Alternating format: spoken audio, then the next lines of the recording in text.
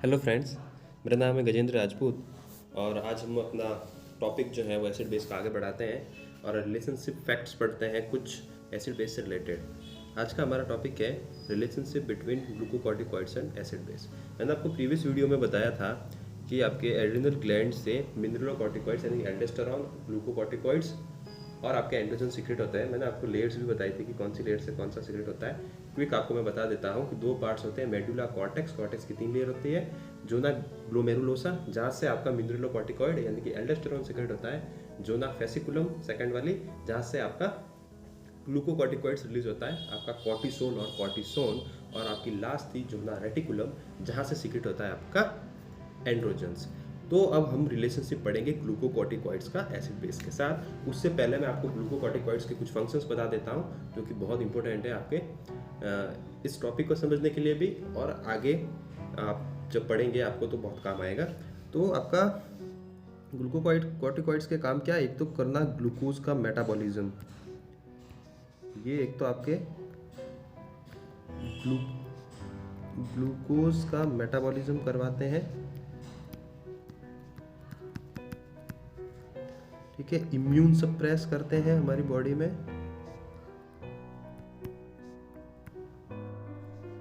और anti inflammatory property भी होती है इनकी। उसके साथ साथ ये आपके एडीएच के लेवल को भी डिक्रीज कर देते हैं। जब भी आपकी बॉडी में ग्लूकोकॉर्टिकॉइड्स बढ़े हुए होते हैं तो उस टाइम पे आपका एडीएच का लेवल ये कम कर देते हैं, एंटी डायूरेटिक हार्मोन का। उसके अलावा ये आपके एल्डोस्टेरॉन का जो रिसेप्टर होते हैं कलेक्टिंग डक्ट पे, वहाँ जाके ये बाइंड कर लेते हैं और एल्डोस्टेरॉन के जैसी मिमिक करते हैं। एल्डोस्टेरॉन के जो फंक्शंस है उसको भी ये करना बखूबी जानते हैं। उसके साथ साथ ये करते हैं आपका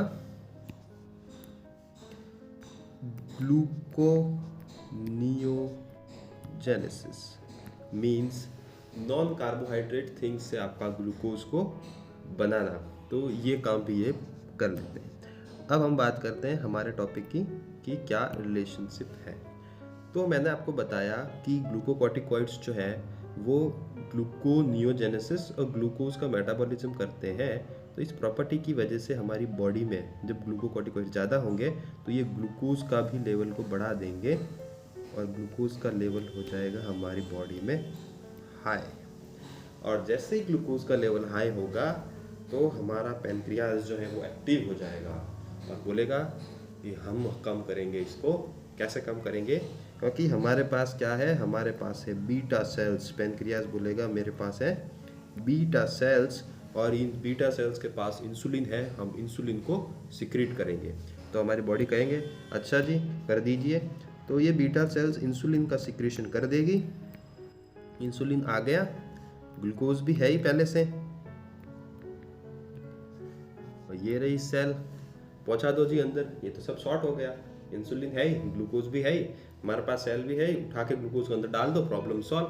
लेकिन प्रॉब्लम यहीं पे शुरू हो जाती है। ये इसको ग्लूकोज को तो अंदर भेज ही देगी, साथ साथ में अंदर भेज देगी पोटेशियम को भी, और उसी के साथ भेज देगी मैग्नीशियम को भी। तो ये ग्लूकोज तो ज़्यादा था, अंदर चला गया, कोई प्रॉब्लम नहीं है, लेकिन ये पोटेशियम तो कम था, ये मैग्नीशियम तो कम था, मतलब ये तो नॉर्मल था, इनको क्यों अंदर कर दिया? अब इनको अंदर कर ही दिया है तो हाइपोकैलीमिया हो गया फिर पेशेंट को। अब हाइपोकैलीमिया हो गया, हाइपोमैग्नीशियमिया हो गया, तो हमारी बॉडी कहेंगे अरे ये तो छोटी सी बात है, अभी इसको सही कर देते हैं। हाइपोकैलीमिया हो गया ना, तो क्या हो गया, ये जो सेल के अंदर पोटेशियम पड़ा है इसको हम बाहर कर देते हैं, आपकी प्रॉब्लम सॉल्व हो जाएगी। कि अच्छा जी चलो जी हो जाएगी सॉल्व, तो कर देते हैं। तो ये जो अंदर पोटेशियम पड़ा था इसको बाहर कर दिया। अब इसको बाहर करते ही सेल ने बोला कि हमारे अंदर से हमारा एक मेंबर चला गया है, हमें वापस एक नया मेंबर तो दो कोई। तब बॉडी कहेगी अब इसको क्या दें, तो इसके बदले में इधर जो हाइड्रोजन आयन रखा होगा उसको अंदर भेजना पड़ेगा, और ये जैसे ही हाइड्रोजन आयन अंदर जाएगा तो इधर हो जाएगा मेटाबॉलिक एल्कलोसिस। लीजिए, ग्लूकोज को अंदर भेजते भेजते पोटेशियम को भी भेज दिया, और पोटेशियम को करेक्ट करते करते ये मेटाबॉलिक एल्कलोसिस भी हो गया। तो ऐसी हमारी बॉडी है। एक ग्लूकोज बढ़ा, इंसुलिन का सिक्रीशन बढ़ा, इंसुलिन का सिक्रीशन बढ़ा तो ग्लूकोज तो अंदर पहुंच गया, साथ साथ में पोटेशियम भी अंदर पहुंच गया, तो पोटेशियम अंदर पहुंचते ही हो गया हाइपोकैलेमिया। क्या हो गया? हाइपोकैलेमिया। और उसी के साथ इसको सही करने के चक्कर में हो गया मेटाबॉलिक एल्कलोसिस। क्या हो गया? Metabolic alkalosis. चलो, वैसे हम सोच रहे थे कि यहाँ कहानी खत्म हो जाएगी, लेकिन कहानी तो अभी शुरू हुई है, यहाँ पे भी कहानी खत्म नहीं हुई। ये जो ग्लूकोज का लेवल पहले बढ़ा था ग्लूकोकॉर्टिकॉइड्स की वजह से, ये इंसुलिन तो करवा ही रहा था सीक्रेट, साथ साथ में एक और काम कर रहा था, वो काम कर रहा था प्रेशर बढ़ाने का। कौन सा प्रेशर? जब आपकी बॉडी में ग्लूकोज का लेवल हाई हो जाएगा, ब्लड में ही हो रहा है हाई, तो ऑब्वियसली ग्लूकोज कहाँ पर है? आपके ब्लड में ही है। तो जब भी ब्लड में ग्लूकोज का लेवल हाई होगा तो ये कर देगा इंक्रीज आपके ऑस्मोटिक प्रेशर को। किसको कर देगा? ऑस्मोटिक प्रेशर को हाई कर देगा। ऑस्मोटिक प्रेशर क्या होता है? ऑस्मोटिक प्रेशर वो प्रेशर है जो कि ब्लड में मौजूद प्रोटीन्स और जो आपके कोलॉइड्स हैं, जो आपके क्रिस्टलॉइड्स हैं, क्रिस्टलॉइड्स मतलब RL, NS, ये जो हम देते हैं ना, क्रिस्टलॉइड सॉल्यूशन है, जिनमें क्या होता है? इलेक्ट्रोलाइट्स होते हैं, जैसे कि पोटेशियम, क्लोरीन, सोडियम, कैल्शियम, ये सारे क्या है? आपके क्रिस्टलॉइड्स। तो ये इलेक्ट्रोलाइट्स और ये प्रोटीन मिलके एक प्रेशर एक्सर्ट करते हैं, उसको बोलते हैं ऑस्मोटिक प्रेशर। सिमिलरली इसके ऑपोजिट में एक और प्रेशर होता है जिसको हम बोलते हैं हाइड्रोस्टैटिक प्रेशर। और वो हाइड्रोस्टैटिक प्रेशर कौन सा होता है? फ्लूइड का प्रेशर होता है, सॉल्यूशन का प्रेशर होता है। ये दोनों आपस में एक दूसरे के अगेंस्ट काम करते हैं। मैं वो अभी एक्सप्लेन नहीं करूंगा कि वो कैसे काम करते हैं। आपको बस अभी इतना याद रखना है कि ऑस्मोटिक प्रेशर है जो, उसका काम क्या है? ये पानी को अपनी तरफ खींच के रखते हैं, अपनी तरफ पकड़ के रखते हैं। इधर उधर का पानी होगा उसको भी अपने पास बुला लेंगे, उसको भी बोलेंगे आजा मेरे पास आजा, और अपने पास रख लेंगे। तो ये ऑस्मोटिक प्रेशर अगर ज़्यादा हो गया है तो क्या ज़्यादा पानी नहीं खींचेगा? ये ऑस्मोटिक प्रेशर क्या करेगा कि जो सराउंडिंग के जो टिश्यूज़ हैं, जो इंट्रासेल्यूलर, एक्स्ट्रा सेल्यूलर जो भी स्पेस हैं, उन सब जगह से फ्लूइड को क्या करेगा? उस फ्लूइड को कहेगा आजा आजा मेरे पास आजा, और ये सारा फ्लूइड आ जाएगा आपके ब्लड वेसल्स में, और ब्लड वेसल्स में आपका ये सारा फ्लूइड इकट्ठा हो जाएगा। तो ब्लड वेसल्स में एक्स्ट्रा फ्लूइड आ जाएगा तो क्या वेस्कुलर वॉल्यूम बढ़ जाएगा? बिल्कुल बढ़ जाएगा। इधर उधर का पानी सब जगह अगर आ रहा है तो ब्लड वेसल्स का तो प्रेशर बढ़ ही जाएगा, वेस्कुलर फ्लूइड जो है वो तो बढ़ ही जाएगा। अब ये वेस्कुलर फ्लूइड बढ़ गया तो ये ज़्यादा फ्लूइड हो गया तो फिल्ट्रेशन के लिए भी किडनी के पास ज़्यादा जाएगा। तो किडनी तो हमारे स्मार्ट है ही, बोलेगी इतना ज़्यादा पानी, अभी इसका काम हम कर देते हैं। और ये किडनी क्या करेगी कि यूरिन आउटपुट बढ़ा देगी, और यूरिन आउटपुट आपका बढ़ गया। यूरिन आउटपुट बढ़ते ही क्या होगा? आपको पता है कि यूरिन के साथ साथ पोटेशियम और ये H+ आयन, ये दोनों लॉस हो जाते हैं। अब ये पोटेशियम गया बॉडी से बाहर यूरिन के साथ तो हो गया हाइपोकैलेमिया, और ये H+ आयन गया बाहर तो क्या हो गया? Metabolic alkalosis. लीजिए, एक गड्ढे से निकल रहे थे, दूसरे में ये कूद गए। अब आपको पता है कि ग्लूकोज का लेवल बढ़ा, ऑस्मोटिक प्रेशर भी बढ़ा, ऑस्मोटिक प्रेशर ने सारा पानी खींच के ले लिया ब्लड वेसल्स में, ब्लड वेसल्स में ज़्यादा हो गया पानी तो हमारी किडनी के पास ज़्यादा गया, किडनी के पास ज़्यादा गया, इसने ओवर स्मार्टनेस दिखाई और सारा भेज दिया बाहर, और उसके साथ साथ बाहर भेज दिया पोटेशियम और H+ आयन को। और ये पोटेशियम और H+ आयन को भेजते ही आपका हो गया मेटाबॉलिक एल्कलोसिस और हाइपोकैलेमिया, और यहीं पे हमारा ये टॉपिक भी खत्म हो जाएगा। अब ये तो दो तरीके हो गए ग्लूकोकॉर्टिकॉइड्स की वजह से आपके हाइपोकैलेमिया और मेटाबॉलिक एल्कलोसिस होने के। तीसरा तरीका क्या होगा? तीसरा तरीका ये होगा कि एक इसका काम मैंने आपको बताया था कि ग्लूकोकॉर्टिकॉइड्स इतना स्मार्ट है कि खुद का काम तो करता ही है, साथ साथ में ये दूसरों का काम भी कर देता है। कैसे? ये ग्लूकोकॉर्टिकॉइड्स जो बढ़ गया है ये जाएगा हमारी किडनी के कलेक्टिंग डक्ट के पास, और उसके ऊपर जो एल्डोस्टेरॉन के जो रिसेप्टर्स हैं जो कि एल्डोस्टेरॉन को रिस्पॉन्ड करते हैं, वहाँ पे जाके चिपक जाएंगे और काम करना शुरू कर देंगे एल्डोस्टेरॉन के जैसा। और एल्डोस्टेरॉन का काम क्या है आपको पता है? एल्डोस्टेरॉन का काम है पानी को और सोडियम को इकट्ठा कर लेना। पहले ही ऑस्मोटिक प्रेशर की वजह से इतना सारा पानी भरा पड़ा है अंदर, किडनी उसको बाहर निकाल रही थी, लेकिन ये ग्लूकोकॉर्टिकॉइड जाके चिपक गया उसके कलेक्टिंग डक्ट पे और अब उसको एल्डोस्टेरोन की तरह काम करवा रहा है और आपका सारा पानी जो है वो वापस खींच लेगा और पोटेशियम को और H+ आयन को बोलेगा जाओ जी जाओ बाहर जाओ। क्यों? क्योंकि इसका तो काम ही यही है कि सोडियम का और वाटर का रिजॉर्प्शन करना और पोटेशियम और आपके H+ आयन को बोलना जाओ जी बाहर जाओ। और जैसे ही जाओ जी बाहर जाओ बोलेंगे H+ आयन को और पोटेशियम को, तो इधर हो जाएगा हाइपोकैलेमिया फिर से, और साथ ही में आपको बोनस के रूप में मिल जाएगा मेटाबॉलिक एल्कलोसिस। लीजिए, तो इधर 3 तरीके मैंने आपको बता दिए जिनसे आपको एल्कलोसिस और हाइपोकैलेमिया होगा। पहला कौन सा बताया? इंसुलिन सीक्रेट ज़्यादा होगा, पैनक्रियाज ओवर स्मार्टनेस दिखाएगा, इंसुलिन का सिक्रेशन ज़्यादा करेगा। इंसुलिन का सिक्रेशन ज़्यादा होगा तो ग्लूकोज के साथ साथ पोटेशियम और मैग्नीशियम को भी अंदर कर देगा। फिर उसको उस प्रॉब्लम को सॉल्व करने के लिए, कंपनसेट करने के लिए हमारी बॉडी क्या करेगी कि भाई हम पोटेशियम को बाहर लाते हैं, और पोटेशियम जब बाहर आ जाएगा सेल से तो फिर वहाँ से हाइड्रोजन आयन को अंदर जाना पड़ेगा, और जैसे अंदर जाएगा वहाँ पे आपको मेटाबॉलिक एल्कलोसिस भी हो जाएगा। दूसरा तरीका मैंने बताया कि ग्लूकोकॉर्टिकॉइड्स बढ़ेंगे, ग्लूकोज बढ़ेगा तो ऑस्मोटिक प्रेशर बढ़ेगा तो आसपास से जितना भी फ्लूइड है वो ब्लड वेसल्स में आ जाएगा, ब्लड वेसल्स में ज़्यादा फ्लूइड आएगा तो हमारी किडनी के पास भी फिल्ट्रेशन के लिए ज़्यादा पहुंचेगा, तो हमारी किडनी ज़्यादा स्मार्ट है तो क्या करेगी कि बाहर निकाल दो इस फ्लूइड को, और फ्लूइड को बाहर निकाल देगी, फ्लूइड के साथ साथ पोटेशियम और हाइड्रोजन आयन को भी बाहर निकाल देगी, और आपको हो जाएगा फिर से मेटाबॉलिक एल्कलोसिस और हाइपोकैलेमिया। तीसरा तरीका क्या बताया कि हमारा ग्लूकोकॉर्टिकॉइड्स इतने स्मार्ट है कि वो एल्डोस्टेरोन का भी काम कर लेते हैं, जाएंगे सीधा भाग के कलेक्टिंग डक्ट के पास किडनी के, और वहाँ पे जाकर एल्डोस्टेरोन के रिसेप्टर से चिपक जाएंगे और एल्डोस्टेरोन का काम करना भी खुद ही शुरू कर देंगे, और वाटर का रिजॉर्प्शन करना शुरू कर देंगे, सोडियम का रिजॉर्प्शन करना शुरू कर देंगे, और बाद भेज देंगे आपके पोटेशियम को तो हाइपोकैलेमिया, साथ ही भेज देंगे आपके H+ आयन को भी बाहर तो मेटाबॉलिक एल्कलोसिस। तो ये जो कंडीशन है कि आपका ये सारा हुआ है, ये किसकी वजह से हुआ है? ये हुआ है सब ग्लूकोकॉर्टिकॉइड्स के बढ़ने की वजह से।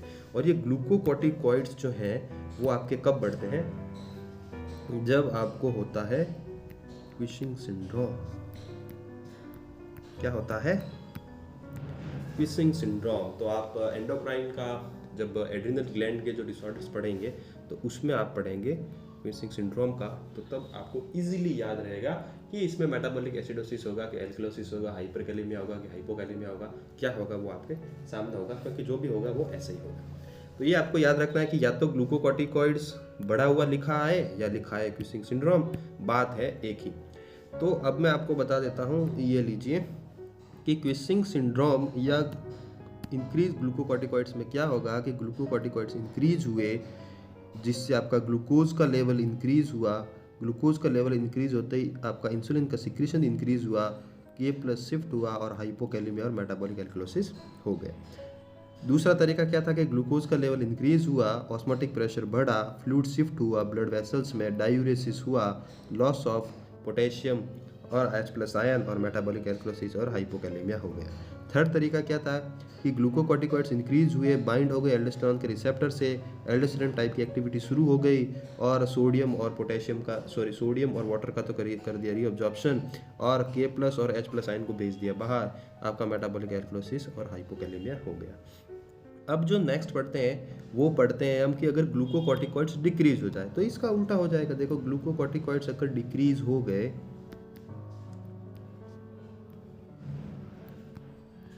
तो जैसे ये ग्लूकोकॉर्टिकॉइड्स डिक्रीज हो जाएंगे तो ग्लूकोज भी डिक्रीज हो जाएगा। ठीक है, अगर आपका ग्लूकोज जो है वो डिक्रीज हो गया,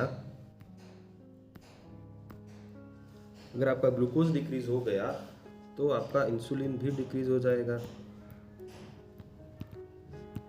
और इंसुलिन डिक्रीज हो जाएगा तो जो कभी कभी हमारे बॉडी में जो एक्स्ट्रा पोटेशियम जो होता है उसको सेल के अंदर शिफ्ट करने वाला भी कोई नहीं रहेगा, तो पोटेशियम का लेवल ब्लड में बढ़ जाएगा तो हाइपरकैलेमिया हो जाएगा, और इस हाइपरकैलेमिया को ठीक करने के चक्कर में फिर हमारी बॉडी कंपनसेट करेगी और इस पोटेशियम को अंदर भेजने की कोशिश करेगी, तो पोटेशियम अंदर जाएगा और हाइड्रोजन आयन बाहर आएगा, और जब हाइड्रोजन आयन बाहर आएगा तो आपको हो जाएगा मेटाबॉलिक एसिडोसिस। तो ये कहानी हो गई यहाँ पे ख़त्म। दूसरा मैं आपको, आप नोट डाल के लिख लीजिए कि जहाँ पर भी आपको मेटाबॉलिक एसिडोसिस की कंडीशन दे, मेटाबॉलिक एसिडोसिस की, वहाँ आंख बंद करके लिख देगा कि यहाँ पर तो हाइपर कैलेमिया ही होगा 101%। जहाँ पे मेटाबॉलिक एसिडोसिस होगा वहाँ पे हाइपर कैलेमिया जरूर होगा। तो जहाँ पे हाइपर कैलेमिया होगा वहाँ पे अगर एसिड बेस की कोई कंडीशन बनेगी तो वो मेटाबॉलिक एसिडोसिस ही बनेगी, एल्कलोसिस नहीं बनेगी। दूसरा नोट डाल के लिखने वाली बात कि जहां भी मेटाबॉलिक एल्कलोसिस होगा वहां पे आपका हमेशा हाइपोकैलेमिया ही होगा 101%। ये भी आप नोट डाल के लिख लीजिए कहीं पे। नेक्स्ट हम बात करते हैं, ये आ गया आपका एडिसन डिजीज। ये डिक्रीज ग्लूकोकॉर्टिकॉइड्स को हम क्या बोलते हैं, डिजीज को एडिसन्स डिजीज बोलते हैं। तो डिक्रीज ग्लूकोज लेवल हो जाएगा बॉडी में, ग्लूकोज लेवल डिक्रीज हो जाएगा तो इंसुलिन सिक्रेशन डिक्रीज हो जाएगा, इंसुलिन सिक्रेशन डिक्रीज हो जाएगा तो के प्लस सेल के अंदर नहीं जाएगा तो हाइपर कैलेमिया हो जाएगा, और हाइपर कैलेमिया हो गया तो मेटाबॉलिक एसिडोसिस तो फिर हो ही जाएगा। नेक्स्ट बात करते हैं relationship between aspirin and acid base. देखिए एस्प्रिन का क्या है कि एस्प्रिन जो है वो हमारी बॉडी से एक्सक्रीट आउट जल्दी नहीं होती, इसका एक्सक्रीशन का प्रॉब्लम है, ये एक्सक्रीशन नहीं होती है। तो अगर हमने नॉर्मल डोज में आपकी एस्प्रिन ली, नॉर्मल डोज ले लिया हमने एस्प्रिन का, तो नॉर्मल डोज ले लिया तो ये क्या करेगी, ये हमारा रेस्पिरेटरी सेंटर को एक्टिवेट कर देती है। क्या कर देती है, रेस्पिरेटरी सेंटर को एक्टिवेट कर देती है। और रेस्पिरेटरी सेंटर को एक्टिवेट करते ही रेस्पिरेटरी रेट और डेप्थ जो है वो बढ़ जाएगी, और रेस्पिरेटरी डेप्थ और रेट जब बढ़ेगी तो CO2 का लॉस जो है वो ज़्यादा होने लगेगा, और जैसे CO2 का लॉस बॉडी से होगा, आपको पता ही है कि CO2 क्या है, एसिड है, और CO2 का लॉस जैसे आपकी बॉडी में होगा तो आपका रिलेटिवली क्या बढ़ जाएगा, बेस बढ़ जाएगा, और बेस बढ़ जाएगा तो क्या हो जाएगा, एल्कलोसिस हो जाएगा। अभी ये एल्कलोसिस कौन सा होगा, मेटाबॉलिक होगा कि रेस्पिरेटरी वाला होगा, ये समझने वाली। इतनी देर से हम मेटाबॉलिक की बात कर रहे हैं, हम तो कभी रेस्पिरेटरी की तो बात ही नहीं कर रहे थे, तो ये रेस्पिरेटरी की बात हो गई। अब मैंने आपको बताया था कि CO2 जहाँ इन्वॉल्व होगा, CO2 का लॉस होना, CO2 का लॉस नहीं होना, या CO2 का रिटेंशन होना, इन कंडीशन में आपका हमेशा रेस्पिरेटरी से प्रॉब्लम होगी। तो क्योंकि यहाँ पे CO2 का लॉस हो रहा है तो यहाँ पे रेस्पिरेटरी एल्कलोसिस होगा, एसिडोसिस नहीं होगा। अभी ये तो बात हो गई जब हमने नॉर्मल डोज लिया तब। अब अगर ओवर डोज ले लें कि भाई हम तो ज़्यादा खा लेंगे, ठीक है, ज़्यादा खा लिया एस्प्रिन, ज़्यादा एस्प्रिन खाते क्या हो जाएगा, मैंने आपको बताया था कि एस्प्रिन में क्या है, सैलिसिलिक एसिड है, सैलिसाइक्लिक एसिड है, और ये सैलिसाइक्लिक एसिड क्या है, आपका नॉन वोलेटाइल हाइड्रोजन आयन है। ये मैंने लिखाया हुआ है, प्रीवियस वीडियो देखिए, उसमें ये नॉन वोलेटाइल हाइड्रोजन आयन है, और नॉन वोलेटाइल हाइड्रोजन आयन से आपकी कौन सी कंडीशन बनती है, मेटाबॉलिक बनती है।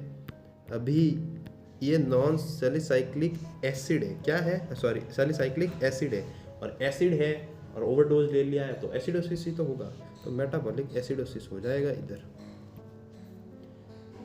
तो आपका एस्प्रिन जो है वो नॉर्मल डोज लिया है तो रेस्पिरेटरी एल्कलोसिस हो सकता है, और ज़्यादा ले लिया है तो मेटाबॉलिक एसिडोसिस हो सकता है। ये देखिए, लो एक्सक्रीशन ऑफ बॉडी से एक्सक्रीशन इसका जल्दी से नहीं होता है, कैन कॉज रेस्पिरेटरी एल्कलोसिस और मेटाबॉलिक एसिडोसिस, दोनों में से कुछ भी कर सकता है, बहुत डेंजरस है। तो अगर आप एस्प्रिन ले रहे हैं, नॉर्मल डोज में ले ली तो आपका रेस्पिरेटरी रेट बढ़ा देगी, डेप्थ बढ़ा देगी, CO2 का लॉस हो जाएगा, रेस्पिरेटरी एल्कलोसिस हो जाएगा। और अगर ज़्यादा ले ली, ओवरडोज ले लिया, तो ये एक्सक्रीशन इसका बॉडी से नहीं होता है, और एसिटाइल सैलिसिलिक एसिड आपका बॉडी में बढ़ जाएगा, और सैलिसिलिक एसिड आपका नॉन वोलेटाइल एसिड है, और नॉन वोलेटाइल एसिड अगर बॉडी में इकट्ठा होगा तो वो मेटाबॉलिक कंडीशन क्रिएट करेगा, मेटाबॉलिक एसिड करेगा। अब आप कहेंगे कि जब एसिटाइल एसिड तो दोनों नॉर्मल डोज में भी तो वही जा रहा है अंदर, फिर इधर रेस्पिरेटरी क्यों हो रहा है, मैं वो बताता हूँ आपको। इधर भी जा तो अंदर एसिटाइल सैलिसिलिक एसिड ही रहा है, लेकिन इसकी टॉक्सिसिटी नहीं हुई है, इसका लेवल नहीं बढ़ा है, लेवल क्या बढ़ा है कि इसकी वजह से इसके ये रेस्पिरेटरी रेट बढ़ गई है, और रेस्पिरेटरी रेट बढ़ी है तो आपका एसिड जो लॉस हो रहा है वो CO2 के रूप में हो रहा है, कार्बोनिक एसिड लॉस हो रहा है, और कार्बोनिक एसिड CO2 है, और CO2 अगर लॉस हो रही है तो वो आपका रेस्पिरेटरी के अंदर आएगा, क्योंकि ये तो आपका इकट्ठा अंदर हुआ ही नहीं है ना। तो ये तो इकट्ठा नहीं हुआ है, तो फिर इसकी कंडीशन तो कैसे बनेगी? इसकी वजह से आपके रेस्पिरेटरी रेट बढ़ गई है, डेप्थ बढ़ गई है, तो वो रेट और डेप्थ की वजह से आपका CO2 लॉस हुआ है, तो वो रेस्पिरेटरी एल्कोलिसिस होगा। अच्छा, नेक्स्ट है relationship between hypercapnia, post hypercapnia and acid base. चलिए देखते हैं ये क्या होता है। हाइपरकैप्निया का मतलब आपको पता ही है, CO2 का रिटेंशन, मतलब CO2 का लेवल हमारी बॉडी में बढ़ जाना, उसको बोलते हैं हम हाइपरकैप्निया। मान लीजिए किसी पेशेंट को है रेस्पिरेटरी कोई डिजीज़, और ये रेस्पिरेटरी डिजीज़ के कारण उसका CO2 का लेवल जो है वो बढ़ गया।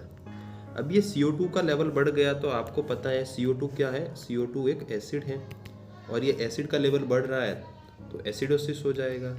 और क्योंकि ये CO2 की वजह से बढ़ रहा है, और CO2 हमारा वोलेटाइल हाइड्रोजन आयन है, और वोलेटाइल हाइड्रोजन आयन की वजह से आपको रेस्पिरेटरी प्रॉब्लम होती है, तो ये आपको हो जाएगी रेस्पिरेटरी एसिडोसिस।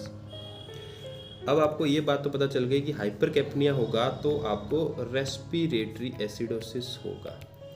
अब रेस्पिरेटरी एसिडोसिस हो गया तो हमारी किडनी, स्मार्ट किडनी, वो क्या बोलेगी कि इसको तो मैं ठीक करूँगा, और मैं ठीक करने के चक्कर में वो क्या करेगी कि ये HCO3 जो होता है इसका रीअब्जॉर्प्शन शुरू कर देगी हमारी किडनी, कि इसका लेवल हम बढ़ा देते हैं, तो जो बढ़ा हुआ एसिड है रेस्पिरेटरी एसिडोसिस में जो एसिड है उसको कंपनसेट कर लेंगे। ठीक है, तो ये इसको कंपनसेट कर लेगा और आपका pH हो जाएगा नॉर्मल। भाई उधर से एसिड बढ़ा था, किडनी ने बोला मैं ये कार्यभार संभालूंगा और मैं HCO3 को बढ़ा के और उस एसिड को जो है वो न्यूट्रलाइज कर देंगे, तो आपका pH जो है वो नॉर्मल हो जाएगा। जी बिल्कुल हो गया नॉर्मल। अब क्या हुआ कि ये HCO3 आपका कंसिस्टेंटली बढ़ा रहेगा, क्यों? क्योंकि रेस्पिरेटरी उसको एसिडोसिस है, तो ये तो कंटिन्यू आपका क्या करती रहेगी, आपका HCO3 को रिस्टोर करती रहेगी, रीअब्जॉर्ब करती रहेगी। बट एक कंडीशन ऐसी आएगी जिसमें आपका रेस्पिरेटरी एसिडोसिस ठीक हो जाएगा। मान लो उसको दवाई दी पेशेंट को और उसका जो भी प्रॉब्लम था लंग्स का वो ठीक हो गया, और इधर से जो है वो कहानी अब सेटल हो गई है। यहाँ से अब एसिडोसिस आपका जो CO2 एक्यूमुलेट हो रहा था वो अब नहीं हो रहा है, वो प्रॉपरली जो है वो एक्सपेल हो रहा है, बाहर जा रहा है, एक्सक्रीशन हो रहा है CO2 का।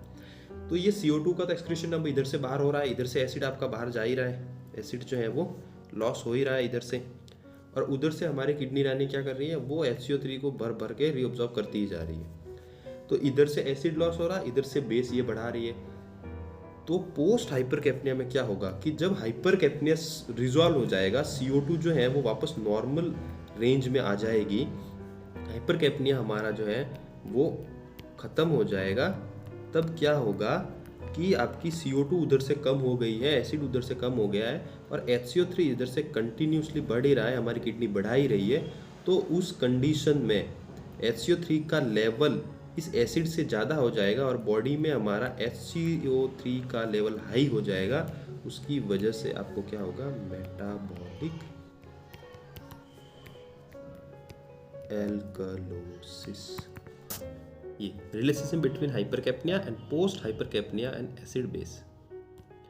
तो रेस्पिरेटरी डिजीज हुई, CO2 का एक्सक्रीशन कम हुआ, यानी कि CO2 का रिटेंशन हुआ, हाइपरकैप्निया हुआ, हाइपरकैप्निया की एसिड बढ़ा है, हाइपरकैप्निया यानी कि CO2 का लेवल ज़्यादा है, CO2 का लेवल ज़्यादा है, तो आपका रेस्पिरेटरी एसिडोसिस हो गया। अब ये रेस्पिरेटरी एसिडोसिस को कंपनसेट करने के लिए HCO3 का रीअब्जॉर्प्शन जो है वो रीनल ट्यूब्यूल से ज़्यादा होने लगा, और ये रीनल ट्यूब्यूल से जब इंक्रीज होने लगा HCO3 का लेवल, तब क्या हुआ कि ये increase HCO3 level react with H+ ion and manage acidosis, और ये मैंने आपको बताया कि वो उसको न्यूट्रलाइज कर देगा, आपका एसिडोसिस जो है वो मैनेज हो जाएगा। लेकिन पोस्ट हाइपरकैप्निया में क्या होगा, जब ये हाइपरकैप्निया, ये जो रेस्पिरेटरी डिजीज़ की वजह से जो हाइपरकैप्निया हो रहा है, ये जब रिजॉल्व हो जाएगा तो क्या होगा कि रेस्पिरेटरी एसिड से रिजॉल्व और नॉर्मल CO2 लेवल, जब CO2 का लेवल नॉर्मल हो जाएगा, लेकिन HCO3 का लेवल उस टाइम पे भी आपको बढ़ा हुआ ही मिलेगा। क्यों? क्योंकि ये तो रीअब्जॉर्ब करती जा रही है, और जब HCO3 का लेवल रीअब्जॉर्ब होता ही जा रहा है, बॉडी में बढ़ते ही जा रहा है, तो उस टाइम पे आपको क्या हो जाएगा, मेटाबॉलिक एल्कलोसिस हो जाएगा। ठीक है, नेक्स्ट हम देखते हैं relationship between cell death and acidosis. देखिए, relationship between cell death and acidosis. हमने कोई ब्लड ट्रांसफ्यूज किया जो कि ओल्ड था। अब ब्लड में क्या है, आरबीसीज है, और आरबीसीज क्या है, आपकी सेल ही तो है। अब ये ओल्ड ब्लड ट्रांसफ्यूज किया, या क्रश इंजरी हो गई, या कुछ रेनियल फेलियर हो गया, जब भी सेल की डेथ होती है, अब ओल्ड ब्लड है, हो सकता है सेल की डेथ हो गई हो, और आपको पता है कि ये सेल के अंदर कौन भाई साहब बैठे हुए हैं, सेल के अंदर भाई साहब बैठे हुए हैं पोटेशियम। और जब सेल की डेथ हो जाएगी तो ये पोटेशियम अंदर से आ जाएगा बाहर, और जब बाहर ये आ जाएगा तो आपका ब्लड में क्या हो जाएगा, हाइपर कैलेमिया हो जाएगा। क्या हो जाएगा, हाइपर कैलेमिया। और मैंने आपको बताया है कि जहाँ हाइपर कैलेमिया होगा, एसिड बेस से रिलेटेड जो प्रॉब्लम होगी वो मेटाबॉलिक एसिडोसिस की होगी।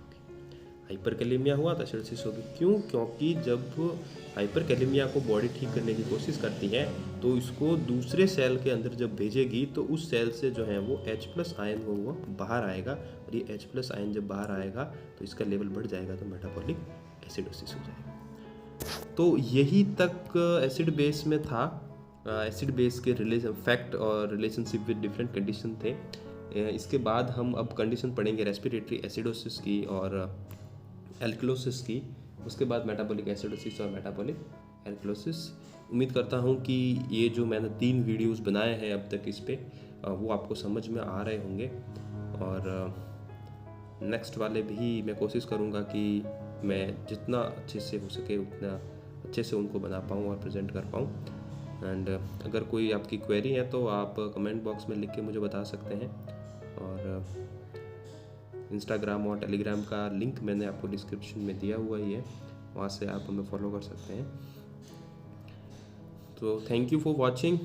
लाइक करिए, शेयर करिए, कमेंट करिए, सब्सक्राइब करिए।